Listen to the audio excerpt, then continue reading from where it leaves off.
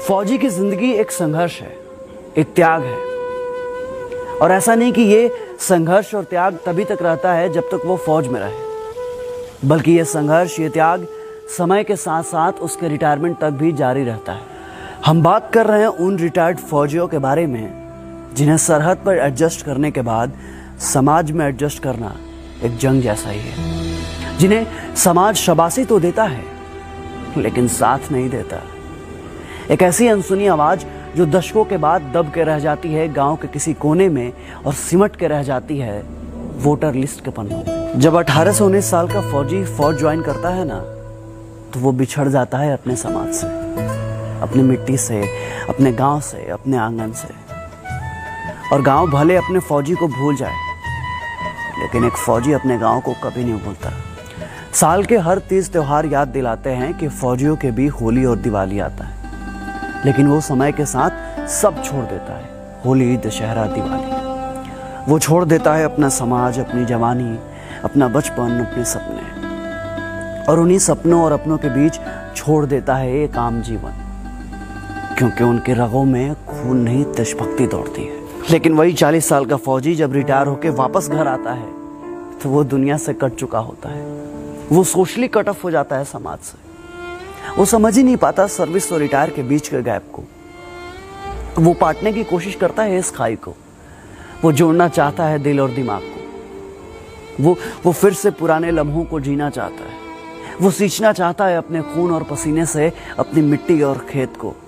लेकिन ये समाज, ये दुनिया उसके जज्बातों का मजाक बनाती है। उसके भावनाओं को पागलपन करार दिया जाता है। लेकिन एक फौजी फौजी होता है। उसको खुद पे भरोसा होता है। उसे पता होता है कि वो जो कर रहा है सही है। उसे तो आज भी लगता है कि दुनिया पूछेगी उसे कैंटीन की तरह और सर पे चढ़ा कर रखेगी रम की तरह। उसे तो आज भी लगता है कि दुनिया एक सर्विस की तरह है और यहाँ भी सारे काम फौज की तरह ईमानदारी से होते हैं। और ये भी एक कड़वा सच है कि दुनिया रिटायर्ड फौजियों को जगह नहीं देती साहब। वो बना के रखती है एक ऐसा गैप और राजनीति जिसका गणित आज तक किसी फौजी को समझ में नहीं आया, और उसकी इसी मासूमियत का फायदा सारी दुनिया उठाती है। पता है, जब दुनिया सो रही होती है नींद की आगोश में, तो वो तड़के सुबह उठ जाता है गाय भैंस को चारा डालने के लिए और निकल जाता है दूर कहीं गांव में टहलने के लिए। अब गांव में उसके कोई साथी संगाती नहीं होते हैं। वो बिल्कुल अकेला होता है कई जनों के बीच में, एक अजनबी की तरह, या यूँ कहें कि एक परदेसी की तरह। फिर वो बनाता है गांव के बच्चों को अपना साथी और काटता है उनके साथ रिटायरमेंट के बाद की बची हुई जिंदगी। वह सुनाता है बच्चों को उन्हें फौज और फौजियों के किस्से और दिखाता है उन्हें जमीन और लड़ाइयों के हिस्से। वो बांटता है अपना दुख दर्द और खोजता है उन पलों में अपना पल, क्योंकि फौजी अपने किस्से कहानियों को बार बार जीता है। एक फौजी अपने सिस्टम में इतना ट्रेंड होता है कि वो किसी भी मिट्टी, किसी भी मौसम में खुद को ढालने की क्षमता रखता है। लेकिन न जाने हमारे समाज की ऐसी मानसिकता क्यों है कि रिटायरमेंट के बाद एक फौजी को सिक्योरिटी गार्ड से ज्यादा काबिल समझा ही नहीं जाता। कभी ओसारे में बैठ उन रिटायर फौजियों को देखिए और उनकी आंखों से छलकते जीवन के संघर्ष को देखिए। ऐसा लगता है कि बचपन की उम्र में रिटायर वो फौजी अभी भी वो अपना बचपन ढूंढ रहा है। वो देख रहा होता है कि शायद अभी भी रेलवे स्टेशन पर कोई घर से आ जाए और पूछे उसका हाल और देश दुनिया का समाचार। लेकिन सच्चाई भी है ये दोस्त कि रिटायरमेंट के साथ ही दुनिया की इंसानियत भी रिटायर हो जाती है। जब तक वो बैरक में रहता है तब तक उससे किसी को कोई दिक्कत नहीं होता, लेकिन फौजी जैसे रिटायरमेंट के बाद वापस घर आता है तो कभी कभी उसके खुद के बच्चे भी डांट देते हैं कि क्या पापा सुबह सुबह खटर पटर क्यों करते रहते हैं? अरे आपको नींद नहीं आती तो हमारी नींद क्यों खराब करते हो? अब उन्हें कौन समझाए कि तुम्हें अच्छी नींद आ जाए, इसी चक्कर में मेरी आती हुई नींद भी चली जाती है। फिर मैं इस कोशिश में कामयाब हो जाता हूँ कि तुम्हें मेरी परेशानियों का एहसास नहीं है। आवाज कड़क हो इसका मतलब ये नहीं है कि दिल मोम का नहीं हो। पर यह जमाना कैसे समझ पाएगा कि फौजी की सुबह के खटर पटर में फौजी अपने फौज की जिंदगी की खनक को ढूंढना चाहता है। एक फौजी के नौकरी के शुरुआती समय लड़खड़ाते घर को संभालने में ही चला जाता है और बाकी रिटायरमेंट के बाद की जिंदगी के उतार चढ़ाव से निपटने के लिए उसे आधा मिलने वाले पेंशन के आधे में ही अपना जीवन सरवाइव करना पड़ता है।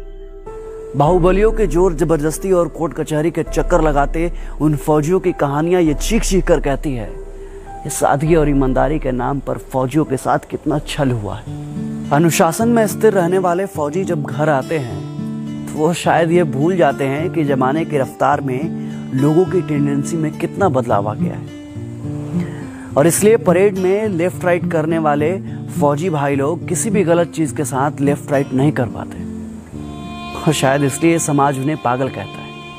हाँ, फौजी लोग ना पागल होता है, और उनके पागलपन का अंदाज आप नहीं लगा सकते, क्योंकि वो उनका पागलपन ही है जो कठिन से कठिन परिस्थितियों में भी वो कभी दो तरफा नहीं सोचते। और ये पागलपन और जुनून चाहिए एक फौजी को, क्योंकि सियाचिन, द्रास और कार्निक जैसे जगहों पर आम इंसान नहीं बल्कि एक जुनूनी फौजी ही सरवाइव कर पाता है। लोग कहते हैं कि फौजियों का दिमाग घुटने में होता है। हाँ, आप सही सुन रहे हैं, फौजियों का दिमाग ना घुटने में ही होता है, क्योंकि तभी तो फौजी दुश्मनों के सामने घुटने नहीं टेकते। और एक बात और, ज्यादा दिमाग वाले लोग ना सिर्फ मच्छरदानी ही संभाल सकते हैं, दुश्मन का मोर्चा नहीं। फौजियों के पास दिमाग नहीं होता, तभी तो वो -30 डिग्री सेल्सियस पर भी प्लस माइनस नहीं सोचते। एसी में रहकर जैसलमेर की गर्मी आप नहीं समझ पाएंगे साहब, और आप दिमाग की बात करते हैं। फौजी की जिंदगी में अनुशासन, ईमानदारी और अपने खून पसीने की कमाई का आत्मसम्मान उसके अंदर कूट कूट कर भरा होता है। उसकी पाई पाई में सियाचिन की सर्दी और जैसलमेर की गर्मी का कतरा कतरा मौजूद होता है। सर्विस से डिस्चार्ज होने के बाद जब वो अपने पैसे को सही समय और सही जगह पर खर्च करता है तो लोग उसे कंजूस कहकर उसके पसीने का मजाक उड़ाते हैं। जब वो किसी ऑफिस में घुसकर बाबू लोगों से घूस लेने का विरोध करता है तो लोग उसे बेवकूफ समझते हैं, लेकिन लोग जब अपने गिरेबान में झांक कर देखेंगे ना, तब उन्हें मालूम चलेगा कि असल में बेवकूफ कौन है। और अंत में जब मैं सोचता हूं कि वो जो अपनी जवानी कुर्बान करता है, जो तपस्या और त्याग करता है, आखिरकार उसे मिलता क्या है? बस थोड़ा सा रिस्पेक्ट और थोड़ी सी पेंशन, जिसे पाने के लिए वो बैंक के लाइन में घंटों खड़ा होता है सोच बुध खोकर। वो एक सर्विसमैन का कोटा, वो कैंटीन की बातें जहां वो 4 पैसे बचाने के लिए पूरे दिन एक पैर पर खड़ा होता है। वो ट्रेन के दरवाजे के बगल में खड़ा वेटिंग लिस्ट वाला फौजी, जिसका फोटो जनता तो खूब शेयर करती है, लेकिन कोई उसके साथ सीट शेयर नहीं करता। कहते हैं ना दोस्त कि जिंदगी को कम समय में जीना हो तो फौजी बनिए, क्योंकि देश के लिए दीवानापन दिल से फौजी बनने के बाद ही आता है। बातें तो खूब होती है 15 अगस्त और 26 जनवरी के दिन। लोगों में देशभक्ति का ज्वार उठता है जो कुछ ही दिन बाद भाटा की तरह शांत हो जाता है। समाज में फौजी होना एक गर्व का विषय है, पर खुद के लिए क्या, यह फौजी अंत तक नहीं समझ पाता। फौजी ना सब समझने की कोशिश करते हैं, लेकिन यह समाज उनको कब समझेगा? कब समझेंगे लोग उनकी भावनाओं को, उनके जज्बातों को, उनके द्वारा किए गए उनके जीवन में त्याग और तपस्या को? कब समझेंगे उनकी मेहनत को, उनकी ईमानदारी को? क्या उसकी कारगिल और कुपवाड़ा की कहानियां सिर्फ कहानियां बनकर रह जाएंगी? एक फौजी के लिए फौज और जिंदगी दोनों एक ही बात है, फिर समाज के लिए फौज और फौजी दो अलग अलग हैं, ऐसा क्यों? क्या समाज में फौजी की शून्यता है, या फिर फौजी समाज का हिस्सा ही नहीं है? फिर क्यों समाज में रिटायर्ड फौजियों के लिए जज्बातों की शून्यता है? ये सारे सवाल समाज से हैं, और सनद रहें, समाज का हिस्सा आप भी हैं। सोचिएगा जरूर। जय हिंद, जय भारत।